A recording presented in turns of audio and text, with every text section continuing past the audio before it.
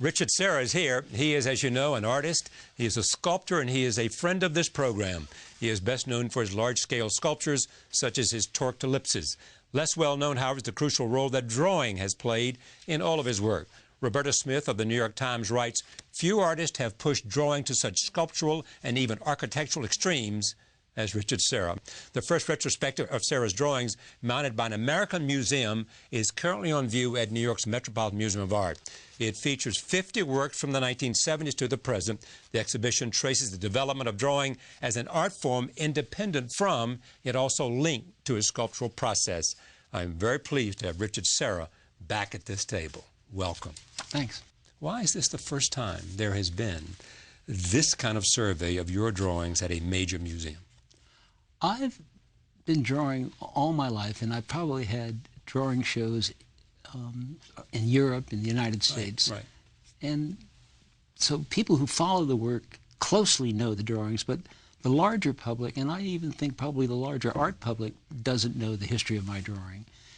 And I think it's large to do with Gary Garrels from San Francisco Museum and Houston, the de Menil. Right. They decided to mount an exhibition, and they asked if Metropolitan would participate, and the Metropolitan said yes, they would like to do it first, and so we're doing it here. So it was an idea conceived by other museums? It's an idea conceived by the de Menil, actually, Foundation in Houston. And San Francisco joined in, and therefore the Met said, if you let us go first, you can do it here. That's right. That's exactly right. Now, do you take special pride that at long last Richard Serra is at the Met? I didn't expect to be at the Met. I know. And I didn't expect to be at the Met with my drawings, and I'm glad that the Met came on board, and I'm particularly happy with the show. They had a lot of space up there. We could do a sculpture show up there, couldn't we? Yes, we could. It would have to move out the Greek and Romans because they probably have sufficient weight load there.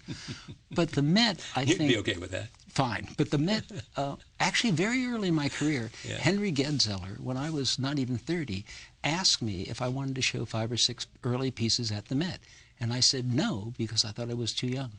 You were too young to be at the Met? Yeah. As an artist? Yes.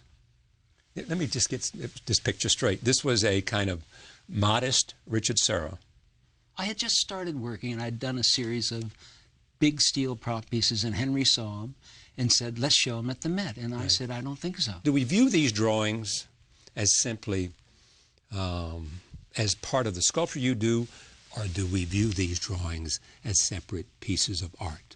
It's an autonomous body of work that doesn't depict or illustrate my sculpture, other than in the very, very beginnings, before I even showed drawings. I showed a few here or there, but not as a show, not as a one-man show. And then there are some drawings in the show that I had never shown before. I think the problem for anyone in relation to making drawings is the convention of drawing. It's a figure ground problem. You're going to make a mark on a page or on a piece of paper. And how do you deal with that construct and extend it and redefine what that problem can be? Roberta Smith, writing of you in the New York Times in a piece I assume you liked. Not entirely. What didn't you like? Well, actually, she said one thing that I think is probably true. Only one? Well, one thing that she said that was critical, which I think is probably true. She said, in his drawings, unlike his sculpture, the work is more abstract, more hermetic, more difficult, and more austere. Which she said was more austere, abstract, hermetic, difficult artist in drawing than in sculpture. Oh, I was close. Yeah, you were close. So would you agree with that? Yes, but I think that's a virtue. To be austere, abstract, hermetic, and difficult. Yes. I think art is difficult.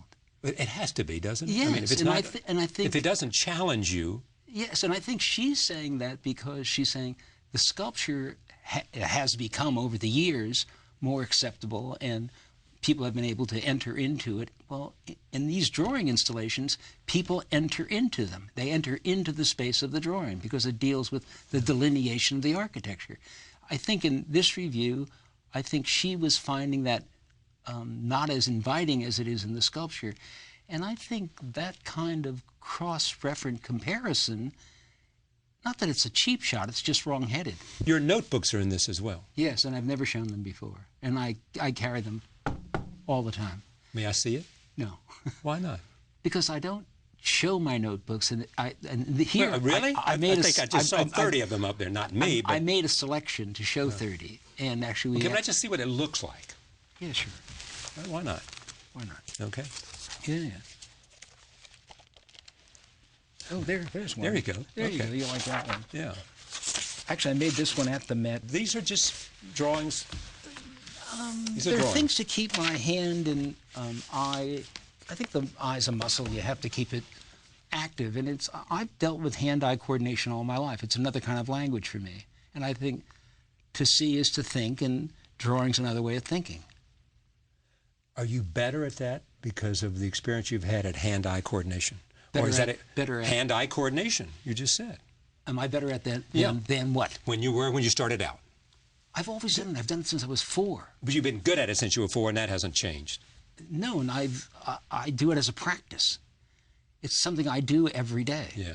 It's, different people It's a muscle you use every day. Yeah, but different people have ways of staying in tune with the communication with the world. How you make your way in the world. I mean, you do it through your voice, through Yes. your interviews. Yes. I do it through self-reflection, notation, and drawing. And the drawing's a kind of notation. That's all it is. If anybody wants to put me in the same sentence with Richard Serra, I'll take it. All right, Charlie, you're there. Don't worry about it. Let's take Union. That was done specifically for this. Yes. Yes. Tell me about that. There are 2 canvases that are 13.9 wide. Right. They're into the corners of the room, to the floor, and up to the ceiling. Right. And when you enter into the space of the drawing, you actually can palpably feel the difference between the container of space, the larger container of the room, and the space that you walk into that is walled off by the 2 vertical planes of the drawing. There's something else that happens in that drawing that's strange that we didn't realize until after, and it wasn't intended. Because the black canvases absorb so much light, as you walk into them, and the viewer looks at you from the outside, not a lot, but you diminish proportionally in scale because there's not equal light on you. Mm-hmm. And there's a strange kind of double take when that happens. We all noticed it as soon as the work went up, but that wasn't the intention of the work. The intention of the work was? To create a volume of space within the architectural volume of space that was different in kind. Is space the best thing you understand? I think so, yes, for sure. I always have. It's always been what I've been most curious about. Curious about and understand most. I think if you are curious, it leads you to understanding. I mean, the way I got into curves was I looked at one and I thought, oh, here's a big, wide concavity. Yeah. And I took a walk around the edge and I thought, oh, here's a convexity, which I don't understand at all, and I'm going to have to keep walking around it until I understand what it is. And yet, it was that thin from this side to that side, and it was a whole other world. And that piqued my interest because I realized I didn't know anything about it. And very simple things that I don't understand, I think, are the things that I'm the most inquisitive about. And space is one of them. And I'm not talking about the simple distinction between a telephone booth and a football stadium.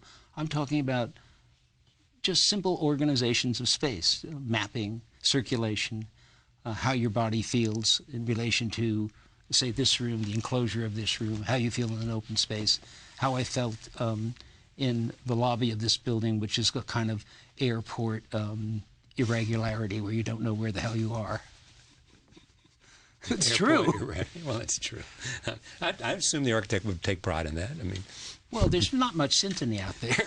You mean when you walked in the door? Yeah, you don't know. I mean, if you figure when's the next flight taking off. Yeah. So where does drawing come in? It's an autonomous body of work, and I've tried to redefine it in terms of my needs in articulating space. I don't start with a drawing. You don't? No, I start with a model. I don't make drawings of my sculpture. I start with a model, and I work models, and I rework models. If I make drawings that deal with my sculpture at all, it's after the fact or when they're going up where I see details or parts. But I don't illustrate or depict my sculpture. It would surprise you to know that. In fact, in drawing, what I really wanted to get away from early on was anecdotal references to other things. Yeah. I wanted the drawing in and of itself to be interesting. I didn't want to do representational drawing. That's what I do in my notations, but I don't consider them works of art. They're notations. The notebooks are notations, they're not works of art. This little drawing I just showed you from Mexico, 3rd century whatever, that's a notation, it's not a work of art. Is drawing a learned skill? Yes, absolutely, for sure. But you had a certain natural ability. Yes, and my parents reinforced it, and that breeds confidence. I mean, if you're given, you know, pats on the back, it breeds confidence, you want to do more. And that's been the case most of my life, actually. You had confidence and you want to do more. But confidence from outside, praise, or confidence from people who were your mentors and your parents and your friends? Not only my mentors and my parents, but I think one of the reasons I got into graduate school is I sent them 12 drawings, and I had a degree, undergraduate degree in English, and they accepted me on 12 drawings. Drawing's something I've always done, and I've always taken it seriously as an end in and of itself, as a thing you can make in and of itself. It's an autonomous thing. If you look at artists and you want to really understand the subtext of how they think, Yes. look at their drawings. Look to Serra's drawings. Look to Matisse's drawings. I would see a subtext to how they think. Yeah, look at Van Gogh's drawings. I can tell you the show at the Met a couple of years ago of Van Gogh's drawings were much more interesting than his paintings. He had to invent a dot in order to make a bush, and he had to invent a line in order to make a branch. And if you go there, you're mesmerized by the mark making. What drawing basically But do you is. think those drawings were a thing of themselves? Yes, Or you think they somehow were connected to a piece of art, a painting that he finished? Subsequently, he made paintings that have to do with those drawings. Indeed. In part, sometimes not. Right. But the drawings in and of themselves have a different kind of marking because of the material and the matter than the paint does. But do you think in the head of you or in the head of Van Gogh that they were drawing head to hand to, you know, and then thinking, this goes over here, this is a separate piece of art. Now I'm going to go over here and sculpt. Yeah, I don't do that. I mean, a lot of people make drawings first of what they're going to make their sculpture like. And then architects do too, and I know you think of architects as artists. Yeah, for sure, we won't go there. But a lot of very good sculptors make drawings first of what they're going to make as sculpture. Yes. And then go make the sculpture. That's Right. not how I work. I'm a model maker. So you're okay. So you go from model to sculpture. Yes. Yeah. Maybe you've been thinking about an idea for a piece of sculpture, and you might sketch it just to get a feel for it. And you're saying, no, I wouldn't do that. What I would do is go get some paper or something and Lead. Yeah, because of what you work with. Yeah. I am. That's amazing to me. Because drawings are so central to you. No, because I think you're thinking of image. Of course. And I don't draw image, I draw interval or I draw space, so I don't describe an image. And I think you're thinking of the sculpture reduced to an image that you can Fair coherently enough. Okay. draw. Does sculpture have visibility? Not from any one position if it's any good. If it's any good, you really have to move to understand it. I mean, that's three-dimensional. It's not flat like a painting. I mean, that's what differentiates it from a painting. You have to move and think what you're seeing as it moves. Sculpture moves as you move. It creates volume and space. It's not a flat illusion. It's very, very different than making an image. It's different. It's different fundamentally. It's in the space of your space. It's not in the space of the illusion on the wall. Yeah. You become the subject of your experience as you're experiencing it. It's not just... You become the subject of your experience as you are experiencing. Yes, which is different than looking at Cézanne's apples, which are the subject matter of the painting. Right. Is that what makes sculpture so attractive for you? Once it got off the pedestal, yes, absolutely. Yeah, exactly. Well, we know when it got off the pedestal. But that was the defining moment for you. Getting it off the pedestal. Absolutely, yes. You saw your future in that moment. Well, I don't know about my future. That's a little pretentious. Oh, you saw it? Well, okay. And we wouldn't want to be pretentious. You saw your next. You saw possibilities. Well, yeah, possibilities. Or where you wanted to go. Yes. You saw your exploration. Yeah, I thought once the object dissolved into the field, it was wide open. Yeah, you could do more, feel more, experience more. Yes. Have more. Not me, everyone else. No, the art. Yes. Yeah. Yeah. Okay. What was this thing about you and a child and what was it? Pink butcher paper? Paper was expensive. It was right after the war, and they used to wrap the meat in this pink butcher paper. Right. And where are we? We're in San Francisco, Okay. and I'm 5 or 6 years old, and Right. we lived in the sand dunes, and next to us there's a DeSuvro family. Right. And recently, Mark DeSuvro, who's a sculptor, told his brother Henry Right. that Richard had become a sculptor, and Henry said, "Oh, that doesn't surprise me. I remember him taking the rolls of butcher paper, unfurling it on the street, and making drawings." And that's what I did. When did you start carrying a notebook? In undergraduate school at University of California, Santa Barbara. And do you have like 5,000 like that you Hundreds. Hundreds of them. I'll probably give them to Yale. Give them to Yale. Is Yale going to be the recipient of most of your? I haven't ever said this. I haven't said this before, but I went to Yale, and it helped me a lot. And for sure, I think I'll probably give the notebooks to Yale. I think they're to be studied, and I think Yale's a good place for them to be studied. And what about the sculpture themselves?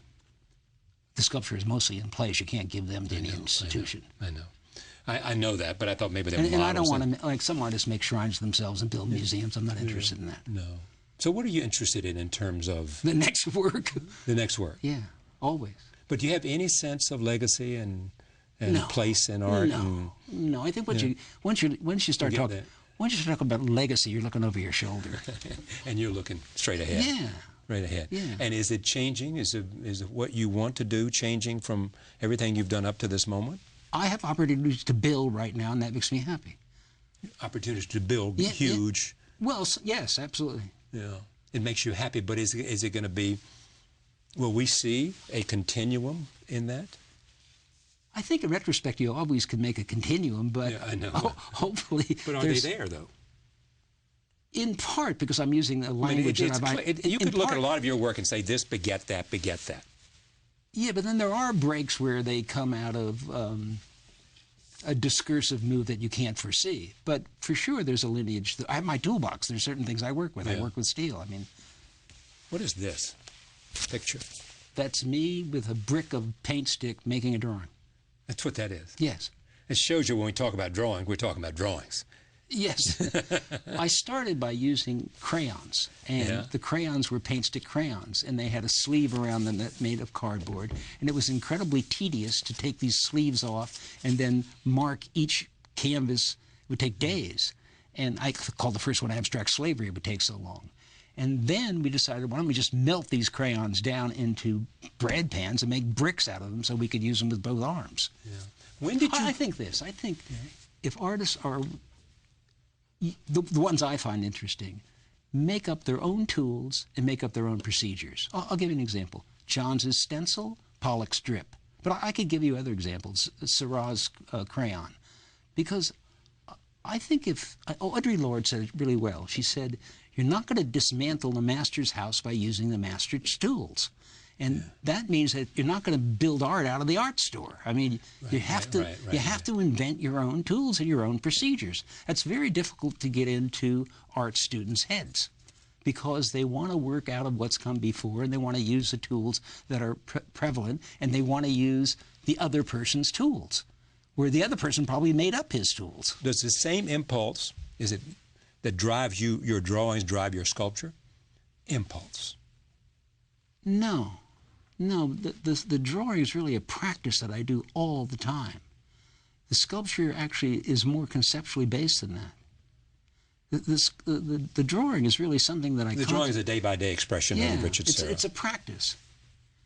And it's a practice then I try to take into other forms, but it's something I do all the time. The drawings are all in the notebooks. And the notations are in the notebooks. And the notations sometimes lead to ideas about larger drawings. But sites often, if I'm given a possibility of dealing with a context, are the impetus for making drawings. You're pretty good with the English language. I mean, do you ever want to write about sculpture? I have. Do you like it? I find it difficult. That's what I thought. The last thing I wrote when Louise Bourgeois died, I wrote something. Right. And I enjoyed writing. It took me a while, but writing for me is a process of rewriting. I'm not a natural writer.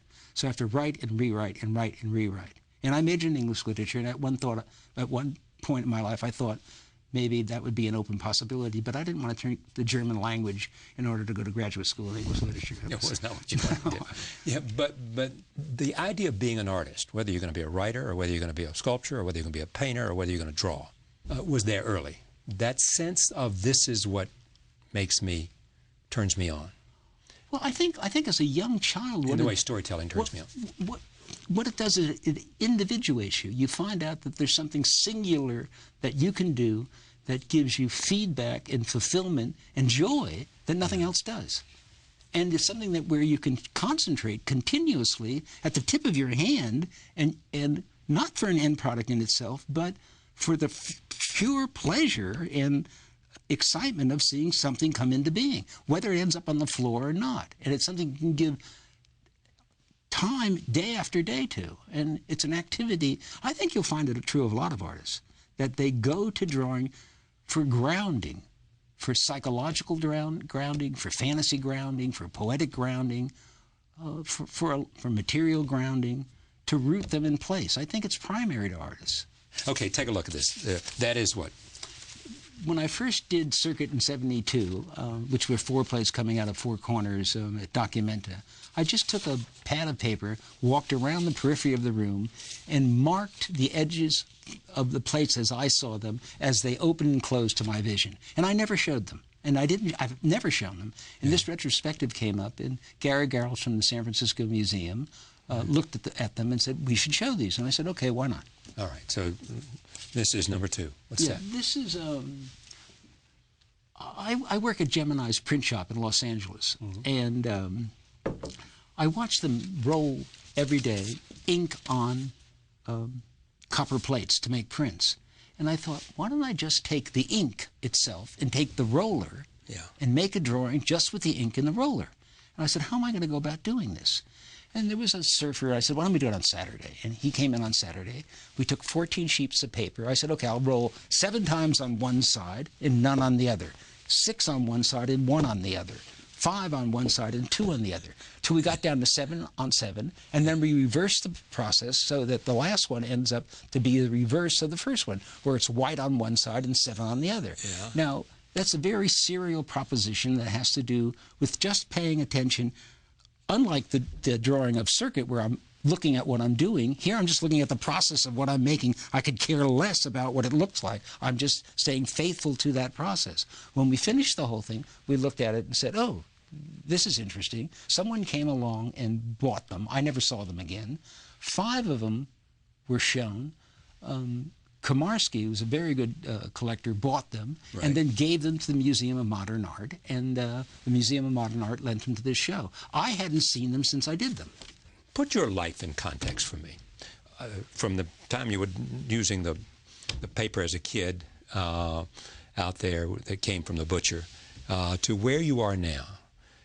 And through all the exhibitions at Gagosian, it seems like every time I turn around, there's a Serra exhibition at some Gagosian. We're doing one in September. Yes, I know. We start installing in August. Yes, I know.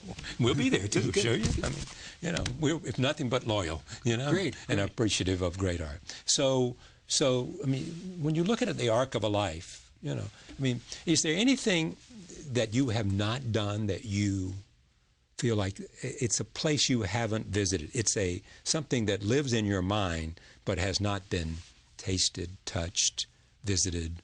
No, I think work comes out of work, and I think you have to keep working to know what that place and space is. I think the anticipation of the next work comes from the last work. I don't think there are any big quantum leaps. I don't think it happens that way.